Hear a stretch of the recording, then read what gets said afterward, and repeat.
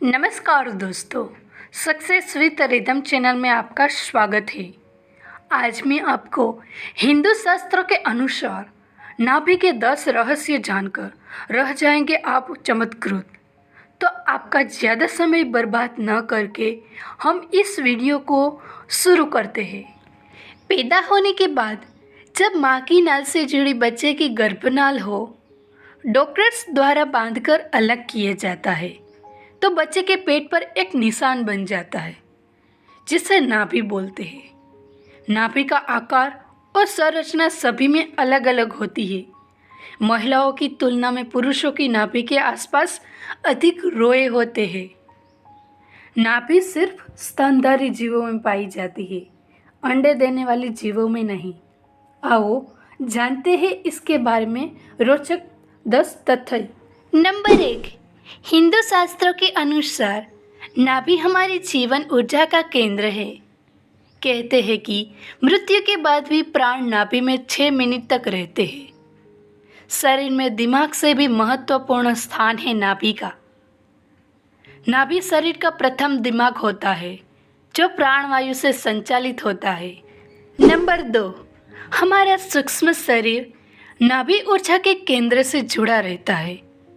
यदि कोई संत या सिद्ध पुरुष शरीर से बाहर निकलकर सूक्ष्म शरीर से कहीं भी विचरण करता रहता है तो उसके सूक्ष्म शरीर की नाभि से स्थूल शरीर की नाभि के बीच एक रश्मि जुड़ी रहती है। यदि यह टूट जाती है तो व्यक्ति का अपने स्थूल शरीर के संबंध भी टूट जाता है। नंबर 3, हिंदू शास्त्र में उल्लेख मिलता है कि भगवान ब्रह्मा का जन्म विष्णु की नाभि से हुआ था। दरअसल इस संसार में प्रत्येक मनुष्य का जन्म नाभि से ही होता है। नाभि को पाताल लोक भी कहा गया है। विष्णु पाताल लोक में ही रहते हैं। इस धरती और संपूर्ण ब्रह्मांड का भी नाभि केंद्र है। नाभि केंद्र से ही संपूर्ण जीवन संचालित होता है। नंबर 4, योग शास्त्र में नाभि चक्र को मणिपुर चक्र कहते हैं। नाभि के मूल में स्थित रक्तवाणी का यह चक्र शरीर के अंतर्गत मणिपुर नामक तीसरा चक्र है जो 10 दल कमल पंखुड़ियों से युक्त है। जिस व्यक्ति की चेतना या ऊर्जा यहाँ एकत्रित है उसे काम करने की धुन सुनी रहती है। ऐसे लोगों को कर्मयोगी कहते हैं। ये लोग दुनिया का हर कार्य करने के लिए तैयार रहते हैं। इसके सक्रिय होने से तृष्णा, ईर्ष्या, चुगली, लज्जा, भय, तृणा, मोह आदि कषाय कल्मश दूर हो जाते हैं। यह चक्र मूल रूप से आत्मशक्ति प्रदान करता है। नंबर 5, आयुर्वेदिक चिकित्सा पद्धति में रोग पहचानने के कई तरीके हैं। उनमें से एक है नाभि संपदन से रोग की पहचान। नाभि संपदन से यह पता लगाया जा सकता है कि शरीर का कौन सा अंग खराब हो रहा है या रोगग्रस्त है। नाभि के संचालन और इसकी चिकित्सा के माध्यम से सभी प्रकार के रोग ठीक किए जा सकते हैं। नंबर 6, नाभि संपदन पद्धति के अनुसार यदि नाभि ठीक माध्यम स्तर के बीच में चलती है तब महिलाएं गर्भधारण योग्य होती है। लेकिन यदि यही माध्यम स्तर से खिसक कर नीचे रीढ़ की तरफ चली जाए तो ऐसी महिलाएं गर्भधारण नहीं कर सकती है।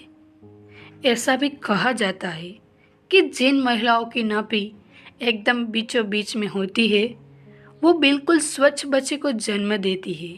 नंबर 7, नाभि के खिसकने से मानसिक एवं आध्यात्मिक क्षमताएं कम हो जाती है। यदि गलत जगह पर खिस जाए व स्थायी हो जाए तो परिणाम अत्यधिक खराब हो सकते हैं। नाभि को यथास्थान लाना एक कठिन कार्य है। थोड़ी सी गड़बड़ी किसी नई बीमारी को जन्म दे सकती है। नाभि की नाड़ियों का संबंध शरीर के आंतरिक अंगों की सूचना प्रणाली से होता है। इसीलिए नाभि नाड़ी को यथास्थान बैठाने के लिए इसका योग्य वह जानकारी चिकित्सकों का ही सहारा लिया जाना चाहिए। नाभि को यथास्थान लाने के लिए रोगी को रात्रि में कुछ खाने को न दें। सुबह खाली पेट उच्चारण के लिए जाना चाहिए, क्योंकि खाली पेट ही नाभि नाड़ी की स्थिति का पता लगा सकता है। नंबर 8, नाभि में 1458 प्रकार के बैक्टीरिया पाए जाते हैं, जो बाहरी बैक्टीरिया से हमारे शरीर की रक्षा करते हैं। नाभि में कई बार फंगल इन्फेक्शन हो जाते हैं। ऐसे में नाभि को साफ सुथरा रखना बहुत ज़रूरी है, लेकिन इसकी इतनी भी सफाई नहीं करनी चाहिए कि इसके बैक्टीरिया ही मर जाए। नंबर 9, नाभि पर सरसों का तेल लगाने से होठ मुलायम होते हैं। नाभि पर घी लगाने से पेट की अग्नि शांत होती है और कई प्रकार के रोग में यह लाभदायक होता है।